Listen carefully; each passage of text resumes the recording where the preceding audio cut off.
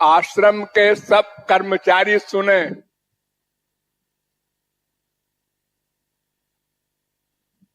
संसार में भी सर्वत्र कायदे कानून है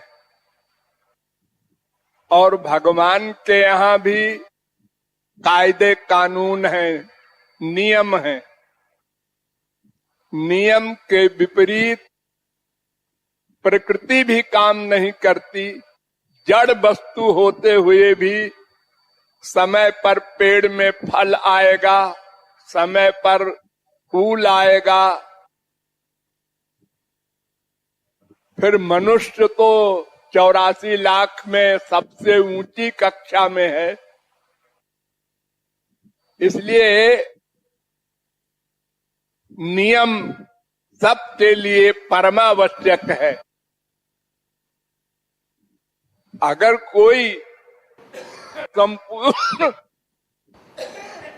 संसार का सम्राट भी हो तो उसको भी नियम का पालन करना पड़ेगा। जब तक शरीर धारण किए है खाना खाना पड़ेगा। क्या खाना है यह भी सोचना पड़ेगा। कोई गलत नियम के अनुसार करेगा काम तो गलत नियम दंड देगा। आप लोग तो घर छोड़कर आए हैं, भगवत प्राप्ति के सिद्धांत को लेकर आत्म कल्याण के लिए आए हैं, सर्विस के लिए नहीं आए हैं। यहाँ आप लोग सर्विस नहीं कर रहे हैं, सर्वेंट नहीं है। जैसे संसार में किसी फैक्ट्री में सर्वेंट होते हैं, किसी ऑफिस में सर्वेंट होते हैं, ऐसे नहीं है। आप लोग सेवा के लिए आए। जैसे कोई घर का आदमी, घर की स्त्री अपने घर की सफाई करती है, खाना बनाती है बच्चों का, तो वो नौकरी समझ के नहीं करती, अपनेपन से करती है। तो आप लोगों को इस आश्रम को अपना मानना है। अपना मानकर कोई नुकसान न होने पाए इस भावना से सेवा करना है। और ये समझना है कि ये शरीर जब तक है तब तक हम जो सेवा करके अपना परमार्थ बना लें, बस वही हमारा मानव देह है। बाकी तो सब व्यर्थ गया। तो इस प्रकार सेवा भावना से आप लोगों को अपना अपना काम करना है। तो सबका काम लिख दिया गया है, नोट कर दिया गया है। आप लोग उसको समझ लीजिएगा और अपनी अपनी ड्यूटी ठीक समय पर कीजिएगा। ठीक समय पर घंटी बजने पर सब लोग उठो। 6 घंटे से अधिक सोओगे तो ये गुरु आज्ञा का उल्लंघन होगा, शरीर को दंड मिलेगा, 2 नुकसान होगा। खाना टाइम पर जाओ, जब घंटी बजे खाना खाओ। आपस में निरर्थक बात न करो, निरर्थक बात न सुनो। खाली टाइम में या काम करते समय भी राधे नाम का जप करते रहो, बिना आवाज के, श्वास श्वास से।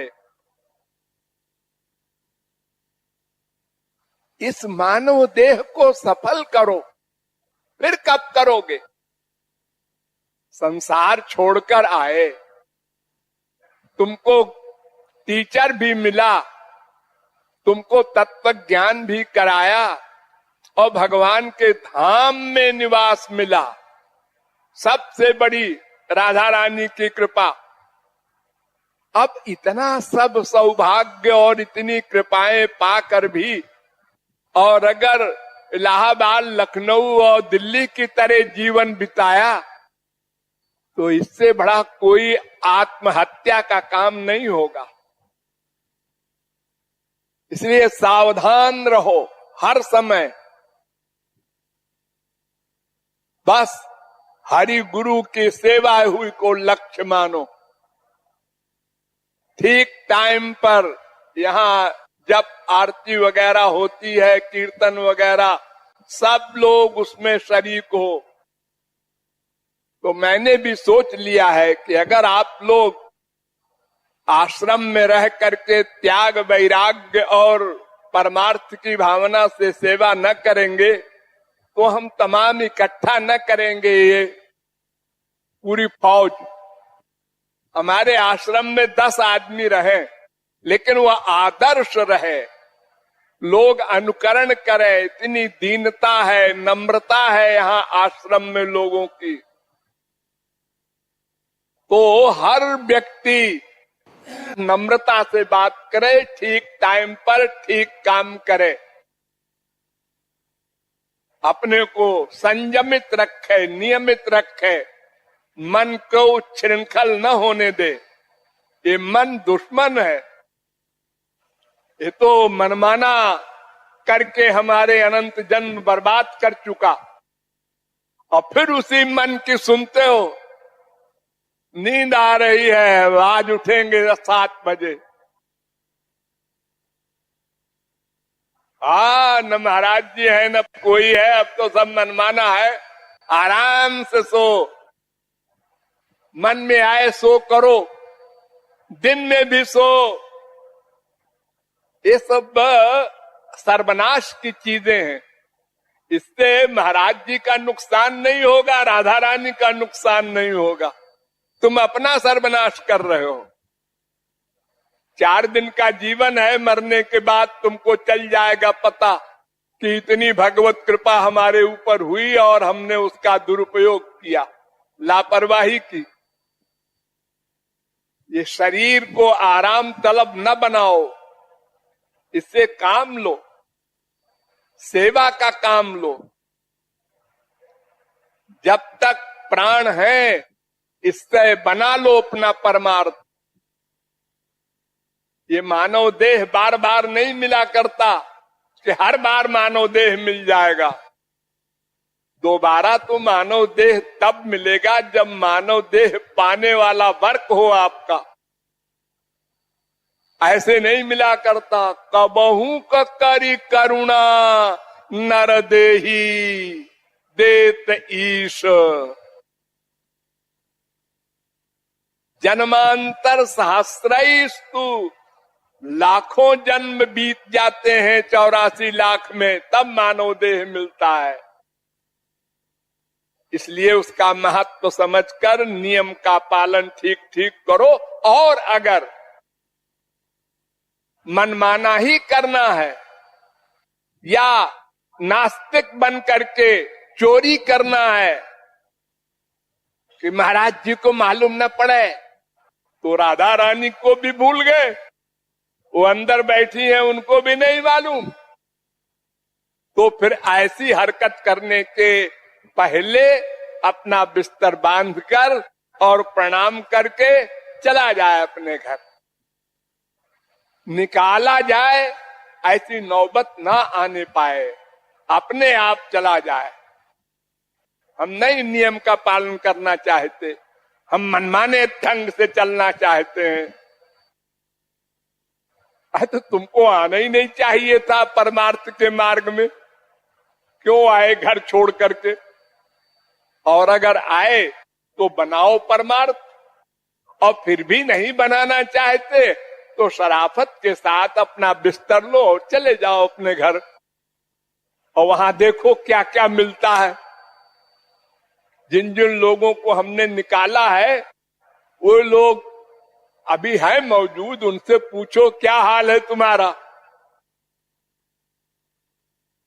किस नरक में हो।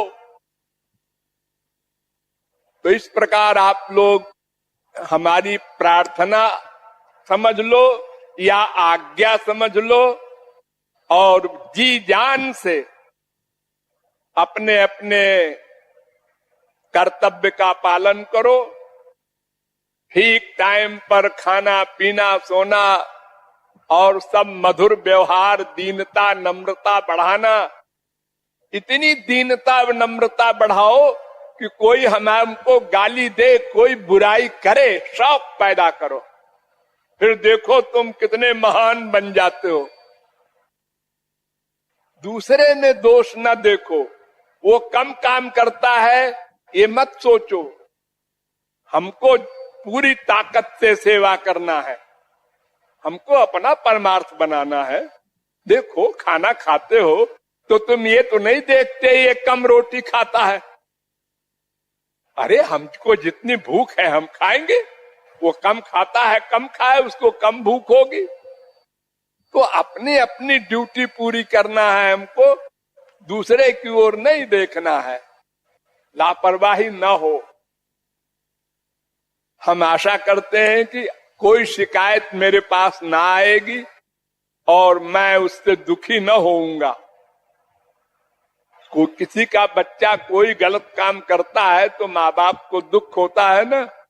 हम इतना परिश्रम आप लोगों के साथ करते हैं इतनी उम्र में, तो इसी आशा से करते हैं कि आप लोग अपना कल्याण करेंगे। और अगर आप लोग ऐसा नहीं करते हो, मेरे पास शिकायत आती है किसी की, तो ये आपकी सेवा नहीं है, ये तो गुरुद्रोह है, नामापराध है, और आप जो कमाए हैं सब गमा रहे हैं।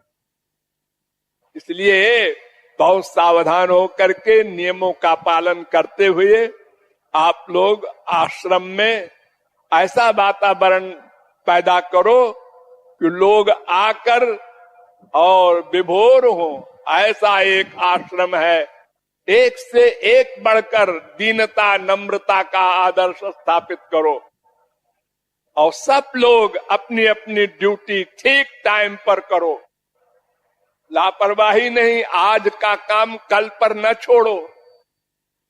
इस प्रकार आप लोग आदेश का पालन करेंगे, हम ऐसी आशा करते हैं, तो हमको बहुत खुशी होगी और सबसे बड़ी बात आप लोगों का कल्याण होगा।